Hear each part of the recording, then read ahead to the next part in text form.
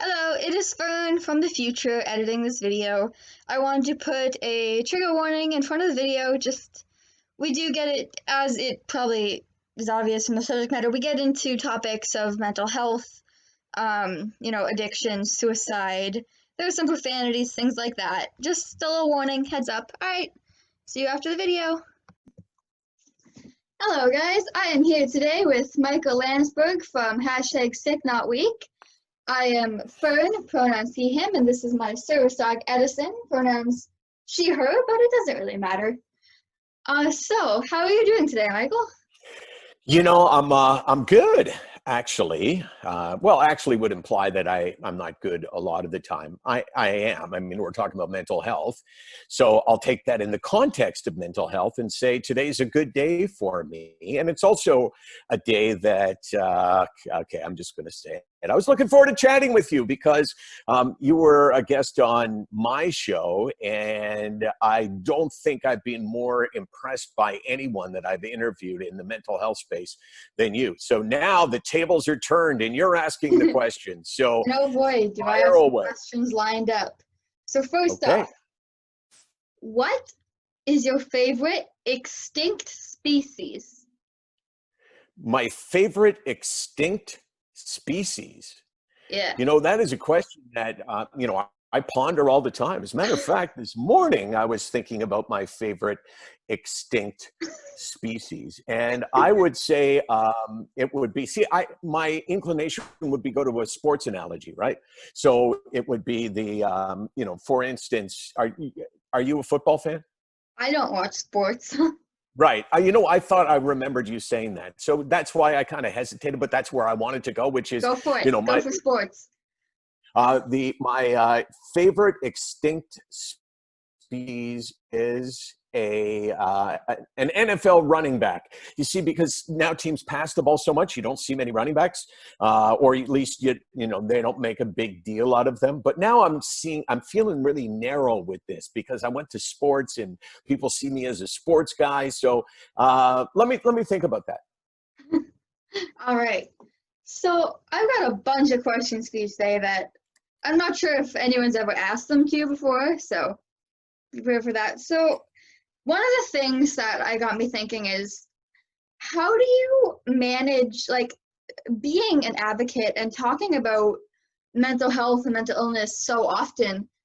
Not how do you separate yourself from it, but how do you not let that take over your life? I think that you learn sometimes by actually doing the thing that you fear, which is I have let it take over my life at different times. This could be a phone call. Sorry, I made reference to the phone because you could hear it, right? And I do get phone calls from people who ask me questions about mental health, right? And I do get panic phone calls from people who say, and this is like a perfect example. It's almost like I timed it that way intentionally, but I have in the past, without a doubt, become too forced to live in that world for too long a period of time, where it seemed like I was just so wrapped up in it, and that there was no other, like I couldn't get away from it, and it started to affect me. So I've started to learn how to pull back a little bit. But Fern, here's the situation. It's not natural for me to do that. When you put yourself out there as being someone who wants to help others, it's really hard to say no. It's really hard to say, no, I'm sorry, I can't speak to you on the phone right now. You text me or email me or DM me, or we'll talk maybe tomorrow, but I can't talk to you now. That doesn't come out naturally because it sounds insensitive. Yeah. And, if everybody that wanted to talk to you at that time was all in a room together, people would understand, oh my gosh, look at this room. It's filled with people. I can't expect them to talk to everyone. But when you're one person and when you're hurting, it's tough to say no to. Yeah, as an empath, it's hard for me to say no to people, because when I started my advocacy account on Instagram, it grew fast. And everyone in my feed was disabled or sick or had something going on. And I would get messages from younger autistic people all the time, young people needing a service dog and needing advice and wanting to talk to me. And as much as I want to help everybody, I hate to say, sometimes you got to put your health first. And that's hard. So the way I found my balance is, I don't know if you're like on Instagram. I know it's more of a like younger generation thing. I have multiple accounts. I have my advocacy account, my personal account, that's just like me and my friends and stuff. And I also have the account for my art business. So if I can't deal with illness one day, I just move on to something else and take a break from it. Yeah, I mean, I think that it is a great question, because it's an important question that you asked. Because if you think of the makeup of somebody like me or somebody like you who puts themselves out there and says, hey, I want to use the crap in my life to better educate people so they feel better about their lives. If you're that kind of person, then saying no to people is incredibly difficult and sometimes impossible.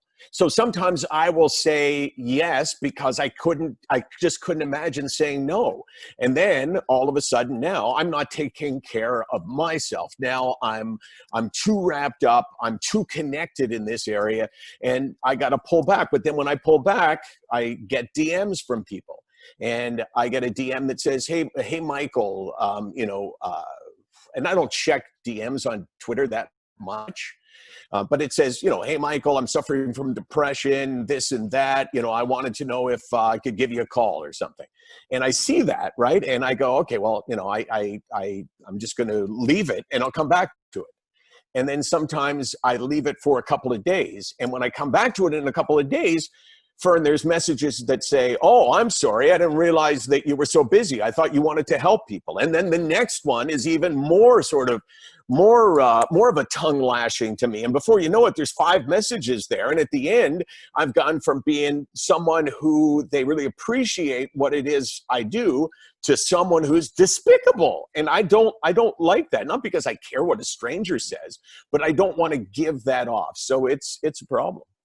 One thing that I learned to do is I often get people coming to me with things that, like, I'm not a doctor, I'm not a therapist, I'm just another person. And so I often get people coming to me with things that I don't feel I'm qualified and it's responsible or safe for me to help them with. So I've had to learn to direct them to other services. I've kind of become a middle ground in some senses. It's amazing. You've asked me now 2 questions. I'm not going to include the extinct species, but you've asked me 2 questions about mental health, and both of us, I would say my reactions would be identical to yours. Identical. Because I get asked all the time on this second question now. I get asked out all the time. And when I go to speak, for instance, when I go to give a speech, one of the things I'll say is, look, you can ask me any question anytime, but I will not answer things that I shouldn't be answering. I will not go outside my area of expertise. And my area of expertise is simply being a patient. I have a PhD in being a patient. Mm-hmm. I'm not a psychotherapist. I'm not a psychiatrist. I'm not a social worker.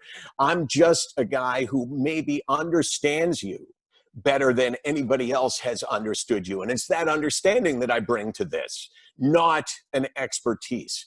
And you have to be careful because you're talking about the stakes are really high, right? I mean, Yeah. I live in fear of saying something to somebody and then finding out that they took their own life or they tried to take their own life.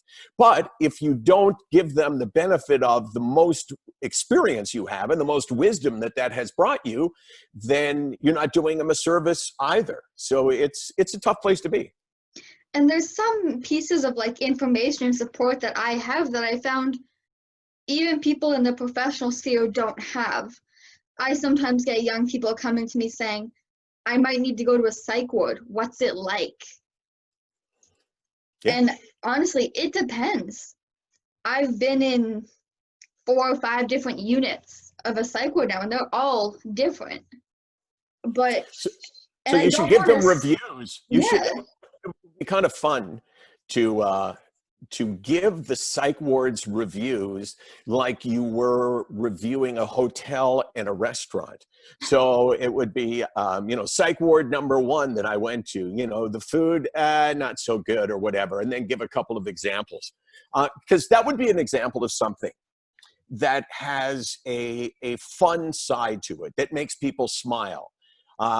But also has information that's important. You're just, because people want to know about the difference between psych wards. So instead of doing it in the way most people would do it, which would be, very serious, very somber, very toned down, this would give the same information, but it would be really fun and really funny. So, and that's my philosophy about this, as you know, is to, I'm bringing the smart ass to depression.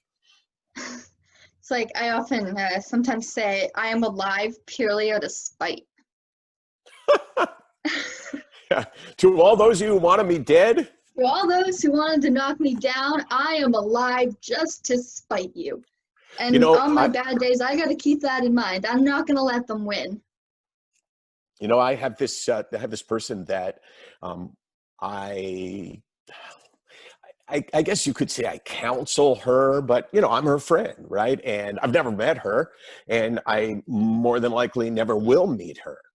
But I try to be her friend and try to be also, as somebody who's lived for a while and someone who's been through a lot of different things. And I've always been wise. I don't mean smart, I mean wise. I've always been able to see things that maybe are obvious to me, but are not obvious to others. So I'm trying to give her the benefit of my wisdom. And one of the things is that she has people in her life who want her to die. She has a person in her life that is encouraging her to take her own life. And it's very difficult to talk people down from the ledge. Oh, yeah. When what got them to the ledge is the lack of understanding about what that person was saying to them, right? Like, who cares? Like, the attitude should be, who cares what that person says? You're not a bad person, so they want you dead. That's their problem, not your problem. I mean, clearly, if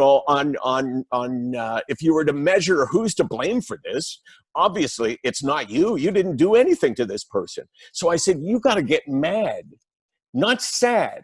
You got to get mad. You got to get mad. And one of the ways you pay this person back is to stay alive and to celebrate your life and to wave your mental health in their face, to wave in their face the fact that you're alive. So when you said that immediately made me think about my friend. So I've got another question here for you. A lot of people are worried about, how do you handle bad days? But when you've been kind of sick for a while and dealing with mental health, how do you manage a good day? I found when I started to heal and make a little bit of progress, whenever I had a good day, I'm like, this is suspicious. What is going on? How do you handle those days? Here's what I think. On a good day, I think you act like the day will never end. You act like this is going to go on forever. And when you have a bad day, you act like the day is going to end and it's going to end soon.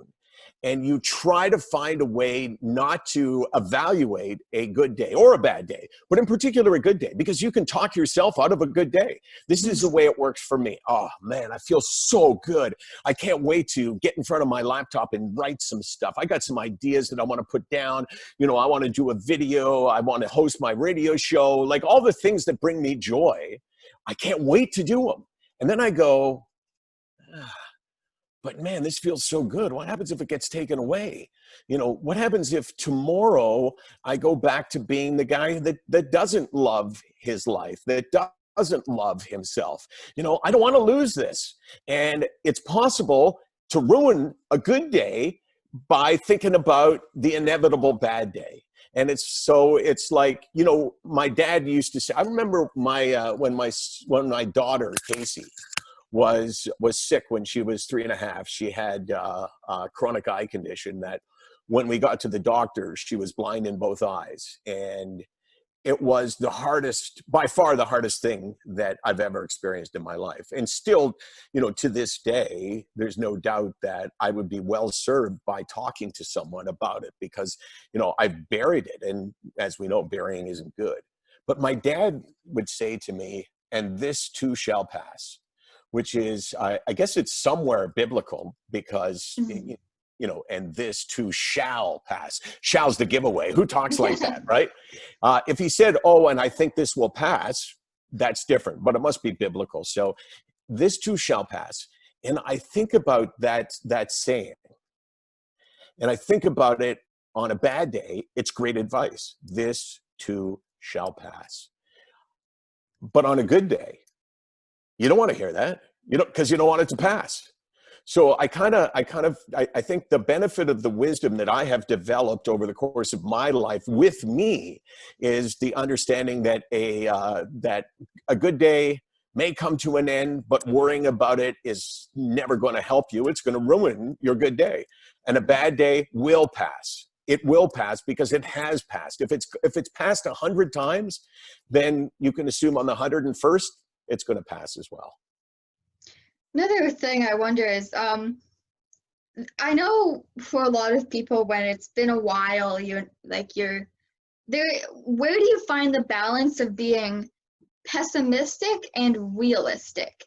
For example, for a while, someone in my life would get upset when I'd leave the psych ward and I would not plan my next visit, but plan what I'm gonna do next time I need to go. Because it's more likely than not there's gonna be a next time. But I was told that's just negative thinking. You're, predicting your future. But I know that's not true. I know preparing is kind of what's kept me in check. It's like, how do you find that balance in your life? So let's try to put it in terms of my life and how that would relate, because I have not been in a psych ward. But when you put out there's a thing called a Michelin guide, which is like for people who travel. It's all about restaurants all around the world. So when you put out your Michelin guide of psych wards in Southern Ontario, maybe I'll go and visit them. But to date, I have never stayed in a psych ward. I guess the context would be, for me, I'm having a good day. And how do I find a balance between being realistic, which is, well, I'm going to have a bad day and this is going to disappear.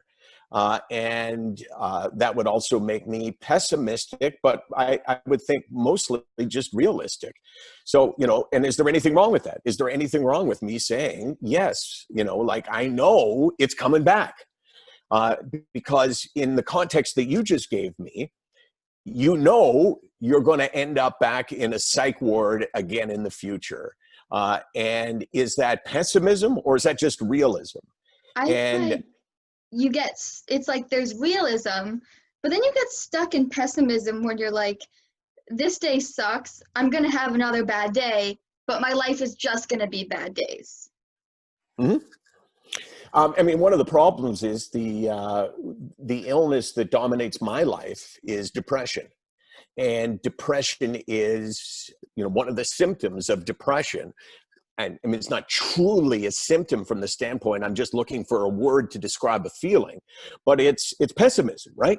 The world all of a sudden looks like, all you can see are the bad things in the world, and all you can see about yourself in particular are the bad things. You look in the mirror or you take inventory on your life, and the only things that come to mind are your weaknesses and your failures.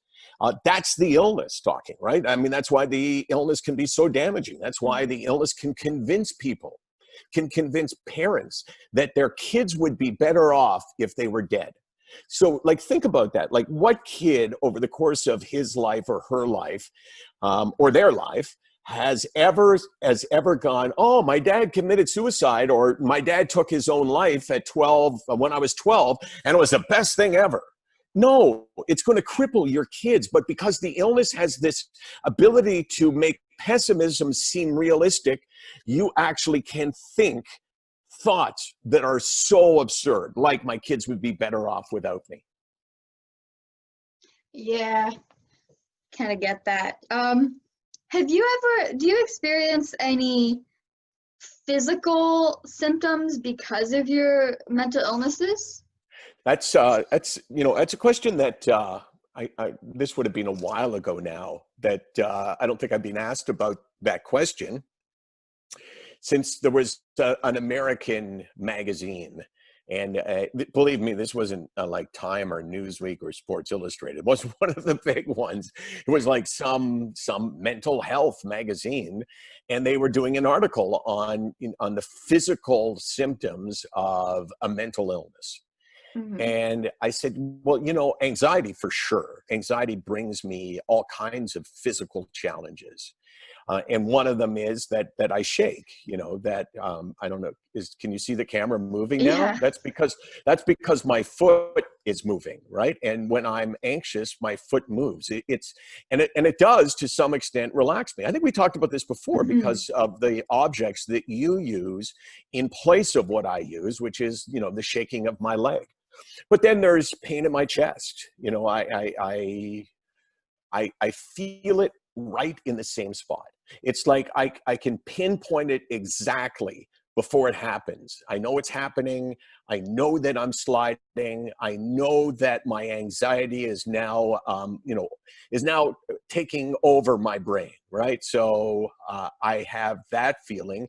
And then there's, with depression, there's things that I start to imagine. So see if you follow me on this. So depression is the pessimistic illness, right? It's the negative illness. So one of the things about my makeup is that I worry about my own health. I create things in my head to worry about, I think. So I think that gets magnified when I'm depressed. So my imagination of these symptoms that make me scared now start to appear physically, right? So I'll start to question different things about myself. I'll start to question, is my arm weak, right? Oh my gosh, my arm is weak. Do I have multiple sclerosis, or oh my God, do I have ALS? That's how I start to my brain takes me there, and I do feel the physical symptoms of the things that I fear, if that makes sense. Yeah. Now, I think most people know the general idea of what depression is, but there's this idea that depression is this constant, never get out of bed, it happens late at night. How does depression affect you, like, day to day?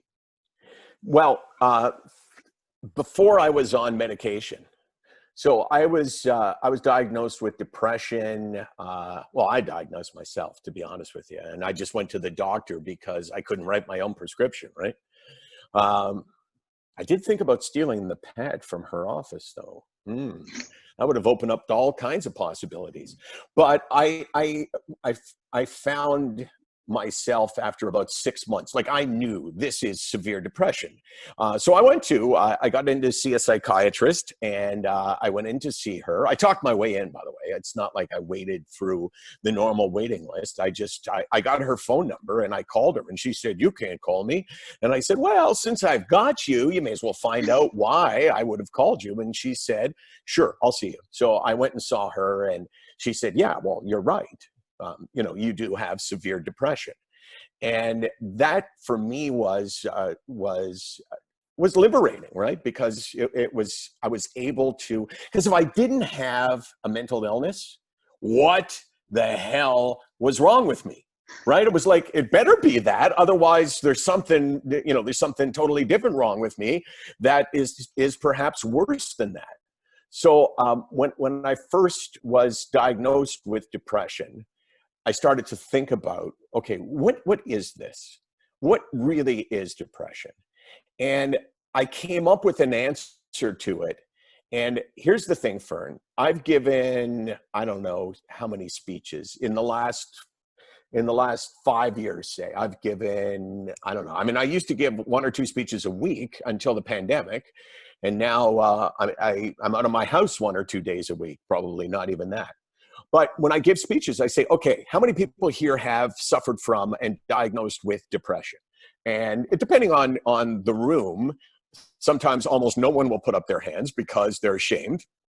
And if people have come to hear me speak based on me talking about mental illness, obviously there's a lot of people in the audience who have suffered from mental illness, and because they've shown up, that would mean that, that they're kind of out of the closet, so to speak. So I would say, okay, you 200 people that raised your hands, I'm going to tell you what depression feels like to me. And I promise you that you will say to yourself, oh my gosh, me too, that we all suffer identically. Now, that doesn't mean that it doesn't manifest itself differently in all of us, right? Like I'm a broadcaster. How does that impact me? I'm a father. I'm a husband. How does that impact me? My illness. That might be different than you in your life and all the differences between us, but you would feel the same things. So I go, here goes. Raise your hand if you have not experienced what I'm going to say. Number one, the loss of the ability to experience joy. It's not that you don't like your life. It's not that you don't have good things in your life. It's not like all of a sudden now you stopped liking your job or stopped loving your spouse or any of those things. It's not that good things don't happen to you. It's that you can't feel them. You know that this is good, but you can't feel it's good. And no one has ever put up their hand and said, no, I haven't been through that. It's the universal, most profound symptom of depression, and that is the loss of the ability to experience joy. And that leads us to saying, I don't want to get out of bed. Because what's the point? What's the point in getting out of bed if you know nothing is going to feel good, that nothing is going to bring you joy? That is crippling. And we all feel it. So what does depression feel like to me? I would say it's that loss of the ability to experience joy. And I'm not talking about big things, right? I mean, you can't go around in your life thinking, okay, well, today I'm going to win the lottery, or today this amazing thing is going to happen to me. You have little things that make you, that bring you joy, right? Like for me, coffee in the morning, sip of a cup of coffee in the morning. That first sip is basic joy for me. And when I'm struggling, when I'm depressed below a certain level, it does not bring me that same joy. And often I will ask people, okay, you want to know if you're sick, as in depressed, as in clinically depressed, or if you're just kind of having a bad time in your life. You're down because, you lost someone that you cared about, or, you got demoted at work, or somebody broke up with you, whatever it is. The question that people wonder is, how do I know whether I'm sick with the illness or I'm just going through life? And for me, it's the basic joy test. What brings you joy when you're feeling okay? And if the answer is that little sip of coffee, or if it is, it's got to be basic. Whatever it is, do you still feel it? Did you feel it yesterday, the day before? Can you still feel it? If it happens today, are you going to be able to feel it? And if the answer is no, you got a problem. See, because I find that some people get confused, and it's not necessarily the worst thing about mental health stigma, but there is a difference. Anyone can feel depressed. Everyone feels anxious, but there is a difference between that and having an illness, a disorder. And I agree that they're both equally important, and we need to talk about them both. But I feel like the focus lately has been, especially during the pandemic, has been on general mental health. However, I feel like we've been missing those resources for people that are already mentally ill. That kind of makes sense. Oh, I mean, again, I think that This is more of an accusation to you. I think that you found a way. I must have been sleeping. You plugged into my brain and you downloaded all of the things that I've thought of over the last however many years talking about mental health. And now you've uploaded it into your head, because everything that you've said, every single thing that you've said is something that I have thought about, is something that I have said, and something that I have felt, which means that you and I are kindred spirits for sure. So, I think that there's a huge difference between sadness and mental illness. There's a big difference between I'm having a bad day, I'm having a bad time, and the illness called depression. For instance, if you look at the pandemic and the fact that if someone goes, oh my God, I'm so worried about the future. Oh my God, I'm so worried that my parents are going to get sick. Oh my God, I'm so worried about the stock market. Well, no one's going to say, well, you have a mental illness. That's a logical reaction to a pretty crappy time in all of our lives. But if you say, I can't sleep, if you say, I'm obsessed with these thoughts, if you say things like that, then maybe that's not just the pandemic talking. Maybe that's your mental health talking, or your lack of mental health. And I think that I called it healthy brainitis. What's healthy brainitis, Michael? It's a sickness of the healthy brain, which if you try to unravel that is kind of weird. The sickness of the healthy brain. But here's what it is. The healthy brain makes the assumption that it understands mental illness, that understands depression, and it can't understand depression. The healthy brain cannot understand what the things we're talking about feel like. And the healthy brain believes that not only does it understand it, but it has gone through it. Like, how many people do you know who go, oh yeah, we all go through it sometime? It's like, no, we don't all go through it sometime. Not everyone goes through mental illness. Everyone goes through sadness, but not everybody goes through mental illness. The healthy brain has this arrogance that it has actually been strong enough to overcome something like depression. So this is what, I mean, people don't say this, but this is how they process it in their mind. Oh yeah, I was watching, Fern's broadcast, and I saw that guy Landsburg, and he's talking about depression and how, it removes his ability to feel joy, and he doesn't want to get out of bed in the morning and all of those things. This is what the healthy brain thinks. But you know what? I've been through lots of times like that, and I didn't have to go to a doctor. I didn't have to go on medication. I'm strong, and Landsburg is weak.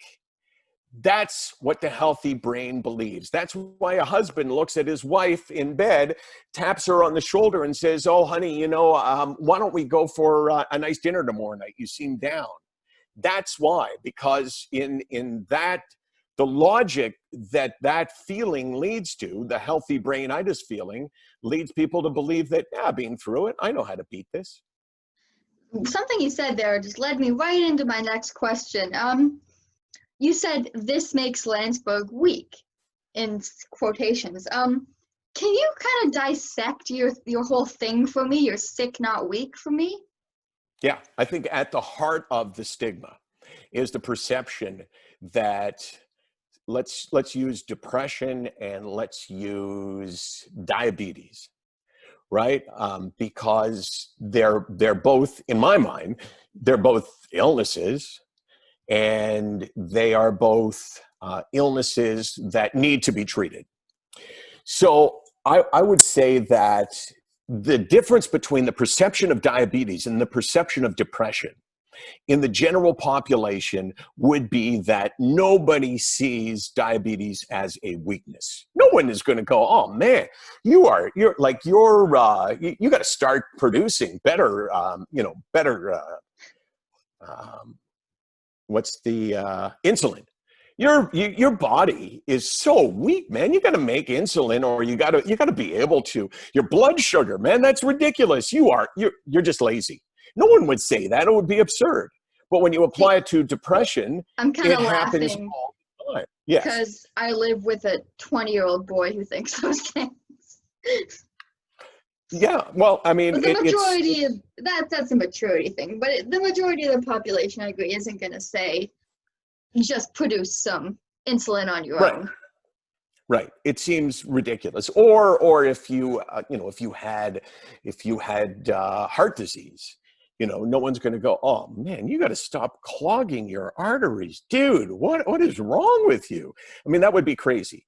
But does it sound out of place for me to say that someone would think about me, the guy with depression, that someone would think, well, Michael, you gotta get tougher, right? I mean, I know life's not perfect. Okay, we all understand that life is not perfect, and you can't expect it to be perfect. So you know what? When you want to stay in bed, maybe you just got to toughen up. Maybe you got to get out of bed, because you know what? If you stay in bed, you're weak. You're weak. You're weak, and you're afraid to do the things that you need to do to get on with your day. So I think at the core, the heart of the stigma is the idea that mental illnesses like depression are based on weakness. And when you make that assumption that it's about weakness, then you start to say things that are really destructive for people, right? Okay, well, Michael, if someone's thinking about the idea that I'm sick and it's a weakness, the things they would say to me, you got to toughen up, you got to suck it up, you got to look at the great things in your life. These all stem from the feeling of weakness. And then if you take the flip side of that, sick, not weak came out of that, right? The idea that I want people to know that there's two things. I am sick, and it's an illness that you have to accept just the way you accept diabetes, and you accept cancer and heart disease and lupus and all of the other physical ailments that no one ever says. I wonder if that's real. So you have to accept the fact that I have a sickness, but you also have to accept the fact that I'm not weak, and that the fact that I have this illness in no way illustrates weakness. So that's kind of how it all started. And I think that it's important, those two words, sick, not weak. And then there's people who see themselves that way. It can be hugely damaging. If you are a believer in the stigma, right? If you think that depression is a weakness, that's a bad thing to do to people around you. But worst of all, for yourself, right? If you get sick and you think, oh my gosh, this is my fault, nothing good's going to happen. I find a big problem that we don't talk about a lot in the community is the kind of internalized ableism.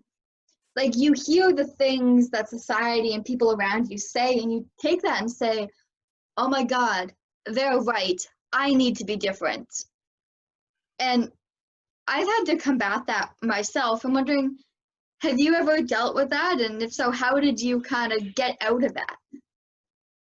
Well, yeah, I mean, I've dealt with it, and to be honest with you, it's one of my favorite things is when people, will say things to me that clearly are stigma riddled, right?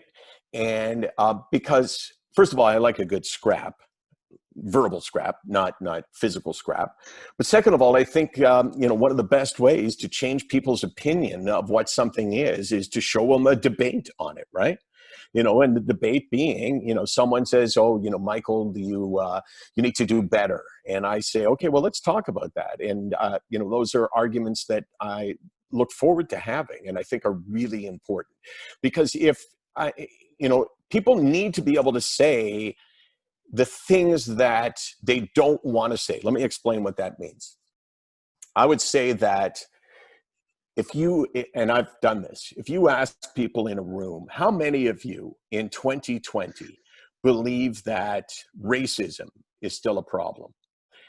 Out of 500 people, 500 will put up their hands. Like, no doubt. No one doesn't put up their hand. Okay, follow-up question. In 2020, how many of you see that the stigma is still a problem when it comes to mental health? And everyone puts up their hands. I say, okay, well, let's go back to racism. How many of you are racist? Nobody puts up their hands. So it's like, okay, well, so everyone believes that racism is a problem, but 500 of you in this room are not racist? Okay, well, great. Let's do this now with mental illness. You all say that the stigma is still a problem. How many of you think you're part of the problem? How many of you think that your attitude and your beliefs about mental illness contribute to the stigma? No one? No one here? Not one person. So We all know that it's a problem, but this is a stigma-free room. 500 of you in this room, and not one of you thinks you're part of the problem. That's part of the problem, that we're not self-aware enough to realize that we are one of those people.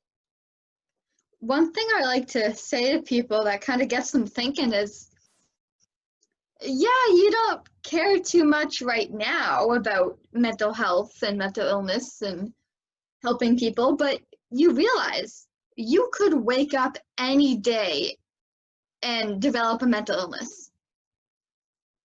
Like, you could suddenly become someone dealing with it, and then you have to deal with all the crap you've created and you've been a part of and complicit to. Yeah, so true. So true from like a lot of standpoints. Is number one, you know, there's, given the number of people, the percentage of people that do experience mental illness at some time in their lives, there's a pretty good chance that this is going to be you. And second of all, there's a very good chance that somebody that you care about in the world, I mean, really care about, is going to suffer from this illness. And if you continue with the attitude that you have, you will hurt them. You will hurt your relationship with them, and you will hurt them, and you will minimize their chances of getting better from their illness. And it's like, the time to have your awakening is not after you've gotten sick. It's now. And to have this awakening, really all you have to do is say, I don't understand it. We don't all get it sometime in our lives. We don't all experience it. And those who suffer from something like depression are not vulnerable because they're weak. They just got sick. Because what happens, I mean, I did this. I was, for sure, I was part of the stigma problem before I felt depression. I mean, I probably wasn't the worst offender, but I kind of thought that there was an element to, like, come on, suck it up, man. Yeah, you know, I know you're having a tough day, and I get that. But, you know, like, really, you got to take time off work? You know, like, maybe you just got to toughen up. Like, I would have thought those things. And then the first day when I realized, when I diagnosed myself, when I put it all together and looked back at the previous 6 months of my life, and I thought to myself, oh my God, I can't believe how far I've slipped and what I've become. I've turned into this person I don't want to be. At that moment, there was this, oh my God, this is terrible. This thing called depression is nothing like I thought it would be. Nothing like I thought it would be. And in terms of the intensity of the illness, it's 1,000 times more intense than I ever thought or imagined. This is not what I thought it was. And it was not until I experienced it, understood it.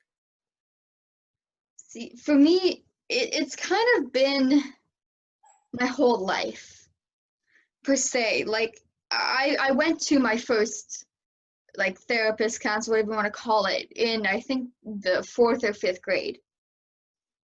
And before that, it took a few years after being, like, it even took after seeing my first psychiatrist and being on meds for someone to tell me, by the way, you have a disorder.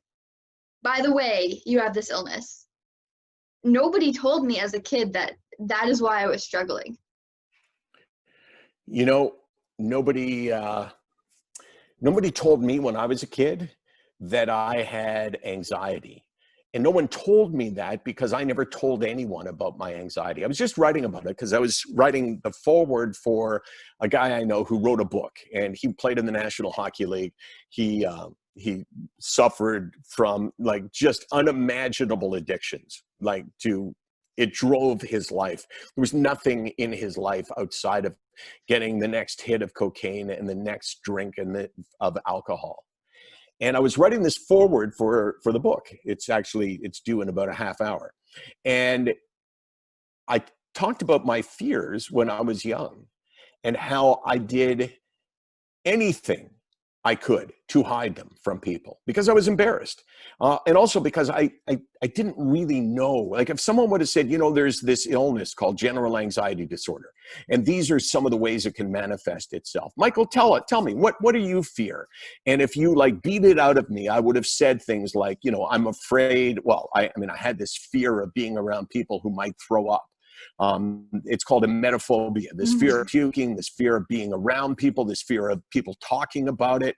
It drove my life, right? Because all the things I would not do because of my fear of being around someone who was going to, who might throw up. And I had a whole bunch of those fears that were not built on logic. They were just fears. And if someone would have said to me, okay, well, what are you afraid of? And I would have shared that. They would have gone, okay, well, that is an illness with a name to it. But I never thought for a second anybody else on the planet ever experienced that.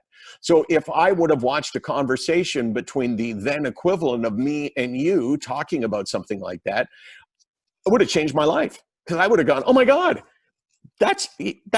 I have that same thing. Oh my God, it's so great, because I'm diagnosed with an illness, and it's not just being a loser. It's called emetophobia, or it's called general anxiety disorder. So I think that, for me, that would have been like unbelievably useful for me to have found out that I had a sickness, not just a weakness. See, I have this horrible phobia of needles. Like, to the There's point a name where, for it, I know, I don't know the name, but it's to the point where I am actually medically exempt from getting my vaccines. And everybody told me for so long, yeah, needles suck, they just hurt a bit, just get it done. But it was at the point where I was like in grade 7, kicking and screaming, the nurses trying to hold me down and give me my vaccines. And like, it was horrible. But everyone's like, oh yeah, I have to lay down to get needles or I'll pass out. I'm like, no, this is different.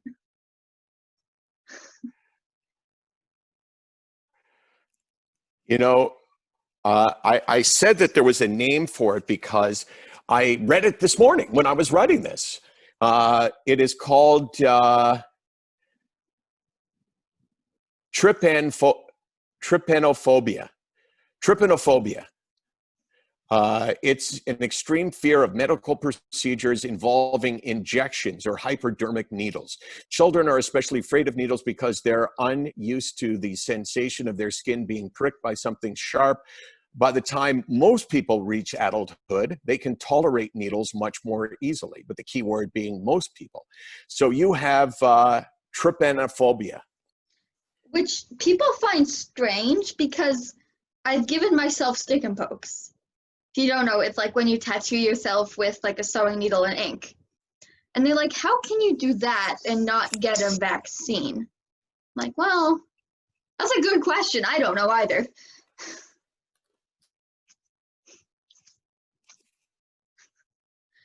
So I kind of, for we're going to run out of time soon because I don't have the premium Zoom or anything. I'm sorry, you're frozen now and I'm not hearing anything. Oh, am I here? Am I back? Am I back? Hello? Yeah, you're partly back.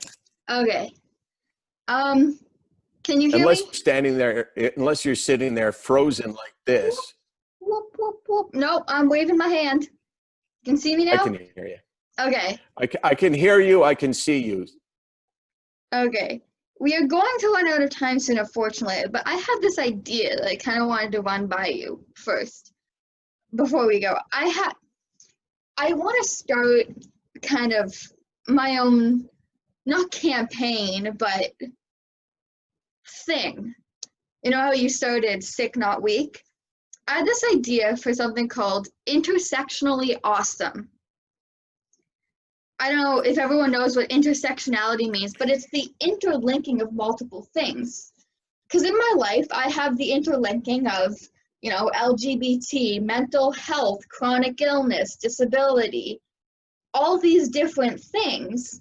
And I know a lot of people that are like, I'm struggling, but I can't find a community because they're all focused on one thing in particular. So I don't know if anyone would be interested in that, but I think that I would suggest, because when you said intersectionally awesome, did I say it right? yeah. Yeah. I thought to myself, I think I know what that was or is. And I was right when you described it, but I wasn't sure. And if I'm not 100%, I'm not sure other people will be. So what is a less clinical term than intersectionally is, Because there's, there really isn't. Like that is, I don't know. Give me something to worth think. thinking about. Yeah, for sure. Because you want people to identify right away with the name. You don't People want them. in my community, they know what it means. Most people who have a lot of different things, they know what it means. But yeah, I will think about that one. I'm going to think about it too. So come back. Favorite extinct species? An extinct species, I would say. Well, there would be. I mean, I'm trying to think of anything that would Here. be All extinct right. that I would know Mine about. is the great auk. It was a Great. bird that went extinct in the 1800s due to human hunting. It lived in the Arctic. It was the most penguin-like bird in the northern hemisphere. And it was hunted to extinction because it probably tasted great. It was a Yeah, I mean fascinating that's bird, though. yeah, that's a risky thing if you're a bird or any kind of animal and you're extremely tasty. Yeah. That's bad because they're coming after your tasty ass.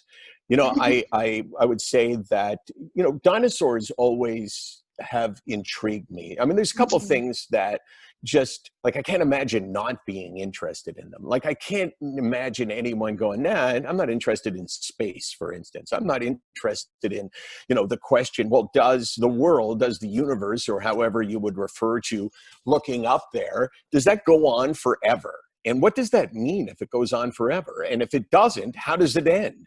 I have this like that I find to be fascinating. And then when I'm watching the news and all of a sudden they go in northern Alberta, they found this dinosaur that was X number of years old. It's like, oh my gosh, like who's not going to be fascinated by that? So that's not an answer as to my favorite extinct species. It's an answer to what interests me, and most things do. Do you have any questions for me today before we Oh, end? I have lots of questions for you, but you know what? Let's save them for next time. How often would you post something like this? Whenever. Okay, so let's do this. Next one, you ask me a question, I ask you a question. You ask me a question, I ask you a question. Sounds good. Because, and it really is fun though, like for me as the guy who asks the questions most of the time, to answer the questions is kind of cool. And the problem is that when you ask a question to me that is a really good question, then it requires the best answer that I can give. And sometimes that takes a while, right? And I know as the interviewer, when someone is giving a long answer, even if it's a great answer, it's like, okay, I want to get in with my next question. So maybe we set a time limit. Maybe we That's have a little why I only buzzer. planned out like 5 questions. Yeah. Okay. So let's each come in armed with questions. I got ideas for this. So there would be serious questions, then there would be questions in different categories, then there would be like fun questions like, your favorite extinct species. And then maybe there would be a quiz about my life and my illnesses. I mean, I can't quiz you about my life, like what was my dad's name, but find out how much you know about me and the things I've experienced. And you ask me questions about the things that you've experienced. Now, you would have a lot more to draw on, right? Emotionally, you would have a lot more to draw on, right? I mean, you've had, as you just listed off, a crazy number of challenges, all of which combine together to make your story incredibly compelling. Because people who have only one of the things that you have will listen to you and be inspired. So because they'll go, oh my gosh, I just have one of those things, and listen to her talking about it openly and candidly. So let's do that. I'll leave it up to you to book. Maybe next week we do it. All right. So thank you guys for coming. You can find me. Where can people find you online? Twitter at Hey Landsburg or at sicknotweak. Facebook, sicknotweak.